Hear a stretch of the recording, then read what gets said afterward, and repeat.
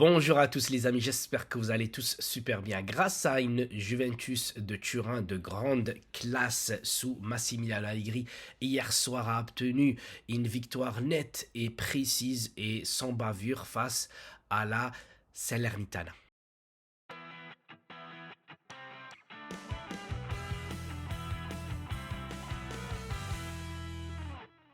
C'était pas face au Napoli, c'était pas face à l'Inter ni le Milan, mais face à la Salernitana. Le 13e du championnat Juventus face au 16e du championnat qui est la Salernitana. Donc la Juventus a gagné 3 points, a gagné 3 places. Avec 26 points, elle se retrouve à la 10e place du classement. Donc ce n'est pas si extraordinaire que ça.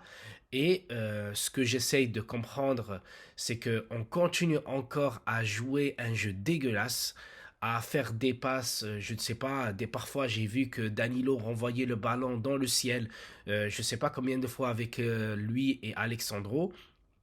Vlahovic qui a été buteur 2 fois et une passe D, donc on va dire c'est extraordinaire si on regarde juste qui a été buteur, qui a été passeur. Mais non, parce que le premier c'était sur penalty, le deuxième, ok, c'était super. Fagioli qui lui a fait une passe D, c'était super. Mais sa passe D vers Costi, c'était une frappe ratée.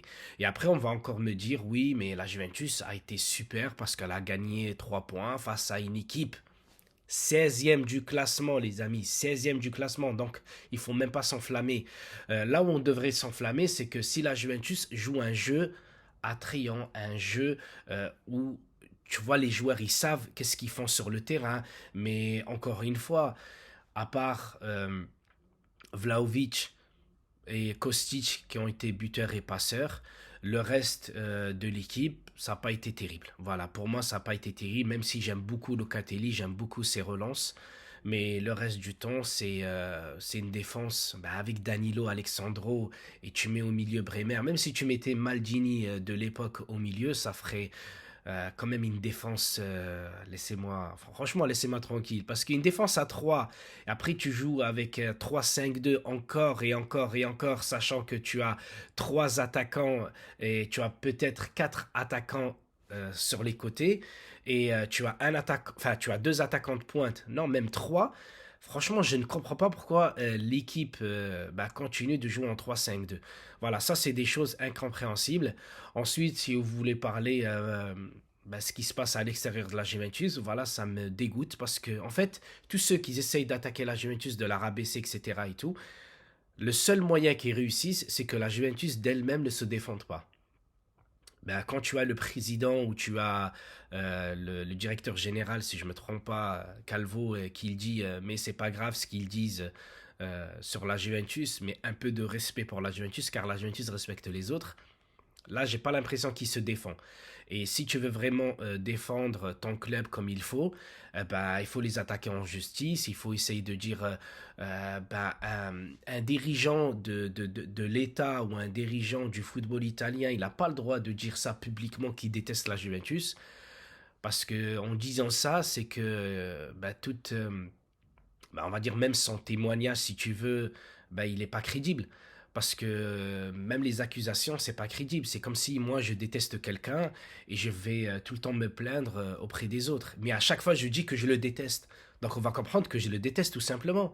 Mais qu'après, il faut avoir des preuves. Et toutes les preuves qui ont été posées contre la Juventus, on peut aussi les poser aux autres clubs parce que tous les autres clubs ont fait pratiquement la même chose que la Juventus a fait. Même City aujourd'hui, elle est accusée en Angleterre de beaucoup de choses parce que apparemment ils ont fait un double contrat pour Mancini, l'entraîneur de l'équipe nationale italienne. À l'époque, il entraînait Manchester City.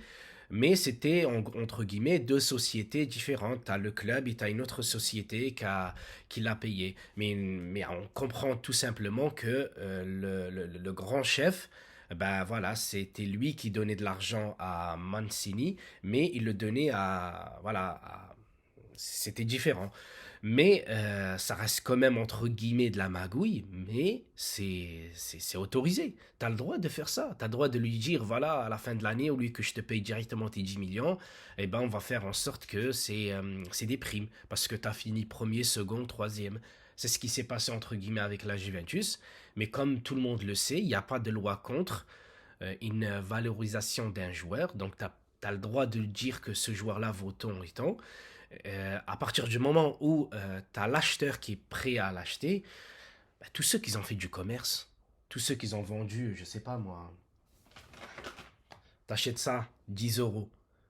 Demain, tu as quelqu'un qui te l'achète à 100 euros. Personne va te dire non, non, celui-là, il vaut 60 euros. Personne n'a le droit de te dire ça. Tu fais ce que tu veux.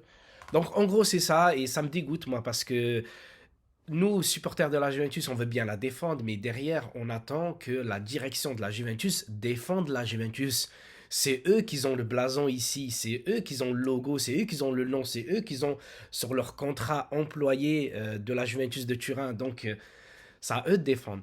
Sur ce, les amis, j'espère que j'ai tout dit ou presque. Je vous embrasse tous et je vous dis à très bientôt pour de nouvelles vidéos de la Juventus.